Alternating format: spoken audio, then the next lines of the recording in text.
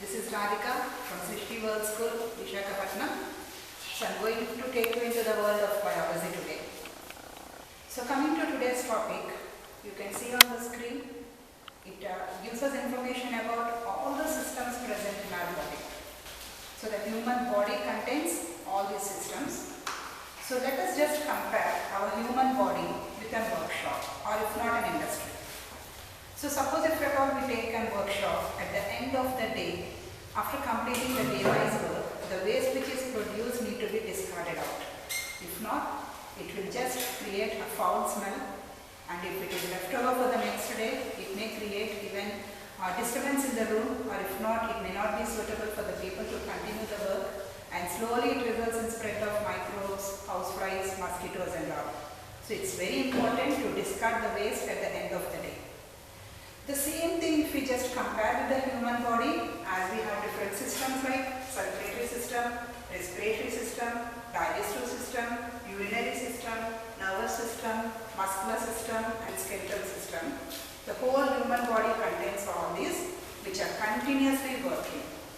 So the metabolic activities which are involved in the functioning of all these systems in our body will definitely produce some waste material which need to be discarded out.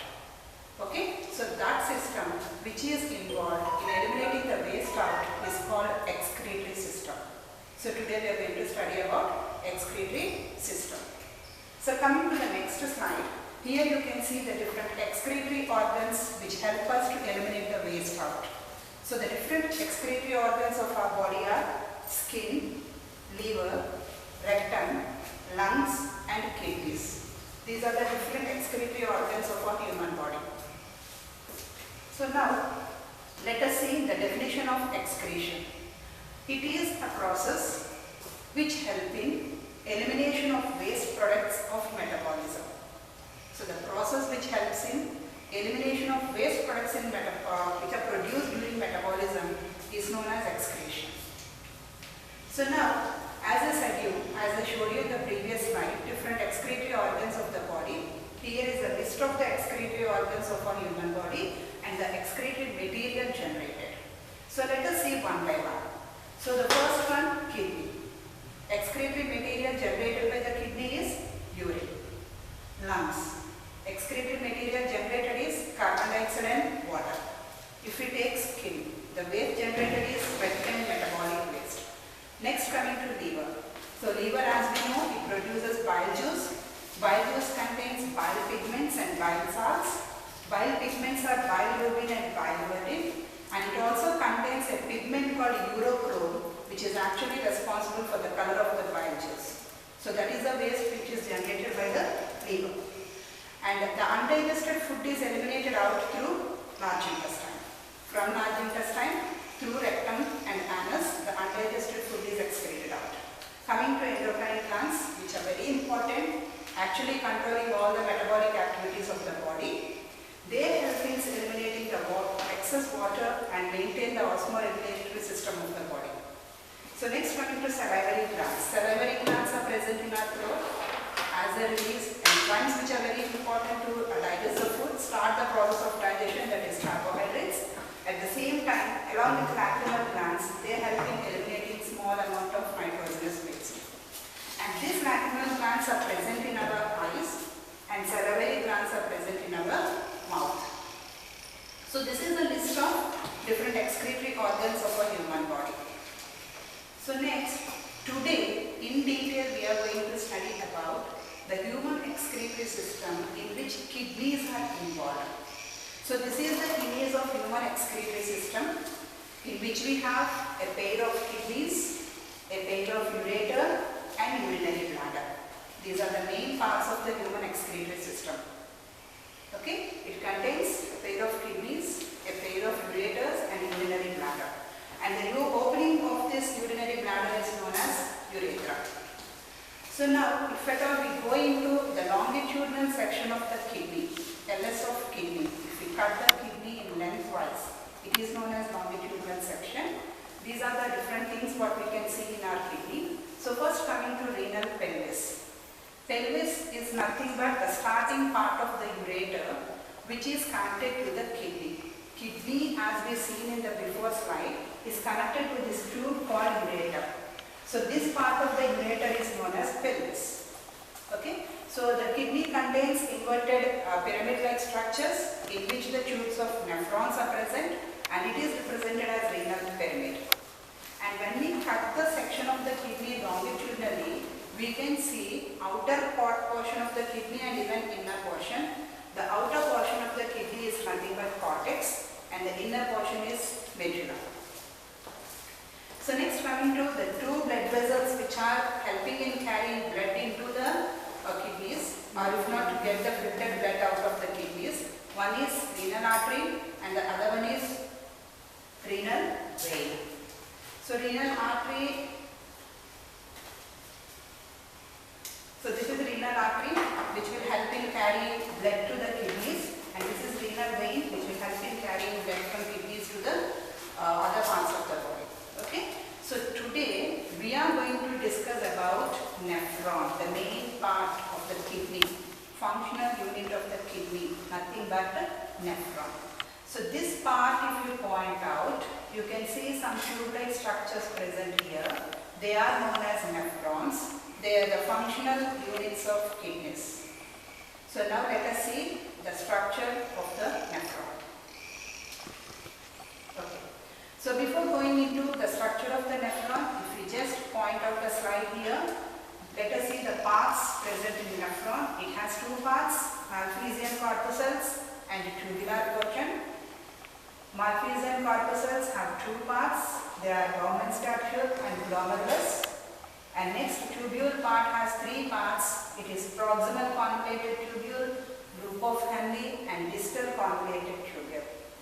So this proximal convoluted tubule, commonly we call it as PCT, and distal convoluted tubule will call it as DCT. So these are the main parts of the nephron. So let us see the image now. So this is the complete structure of the nephron. As I said you, it has two parts.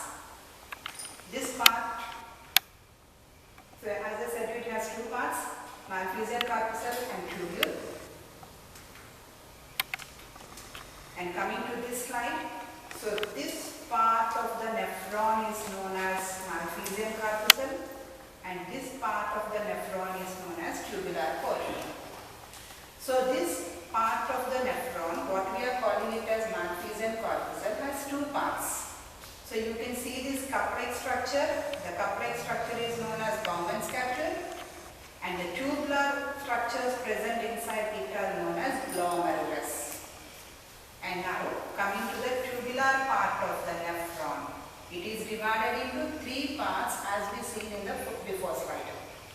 So this part of the nephron is known as proximal convoluted tubule, and this U-shaped bend is known as loop of Henle, and the next part is known as distal convoluted tubule.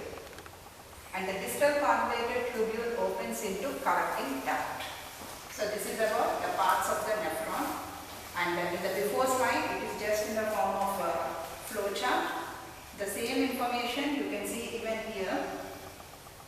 Okay, so let us once again point out, this part of the nephron is known as Malpighian corpuscle, and this portion is known as tubular portion. This Malpighian corpuscle has two parts. This cup is known as Bowman's capsule, and this part is known as glomerulus. The remaining tubular portion, as we studied earlier in the before slide, it is divided into three parts. This part is known as proximal convoluted tubule. This is loop of Henle, and the next one is distal convoluted tubule.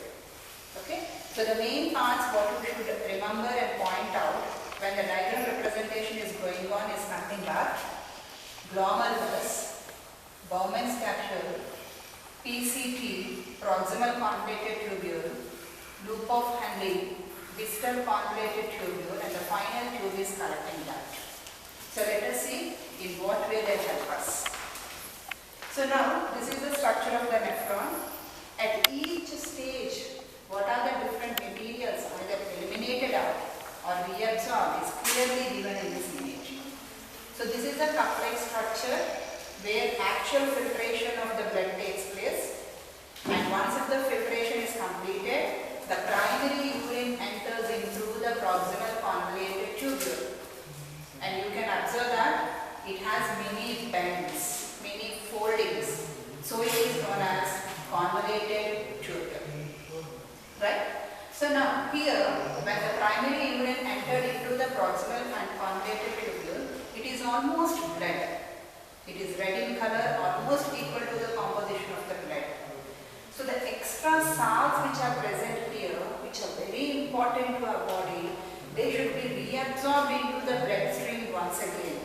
So that takes place from PCT to proximal convoluted tubule, which is present around this nephron, the tubular portion of the nephron. So the salts which are reabsorbed, here is a list like glucose, amino acids, proteins, vitamins, lactate, urea, uric acid. These are the different salts present in the primary urine which are reabsorbed from the proximal convoluted tubule into the proximal convoluted tubule. So next, coming to the loop of Henle. Once reabsorption completes here, the part of the blood or urine enters into loop of Henle. So here reabsorption of the water takes place. Maximum amount of water along with sodium, potassium and other salts are reabsorbed from here into the proximal convoluted tubule. So next, coming to this tube continues as distal convoluted tubule.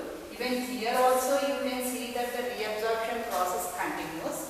Like whatever extra salts which are very important to our body functioning, finally they are reabsorbed into the peritubular network from the DCT, and then the concentrated urine is left into the collecting duct, from where it is eliminated out.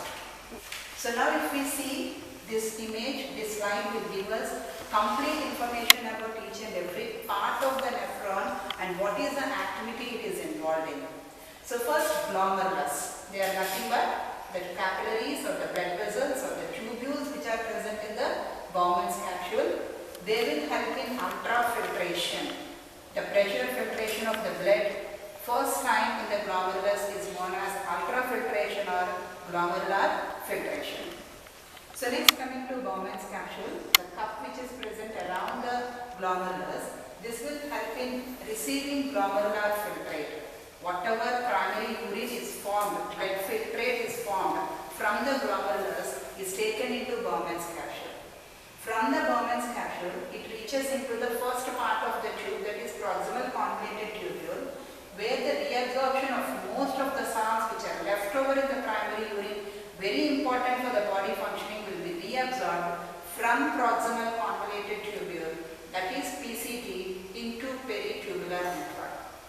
So next, from here, the filtrate enters into loop of Henle. So here also once again reabsorption of water, sodium and other salts takes place from loop of Henle into peritubular network.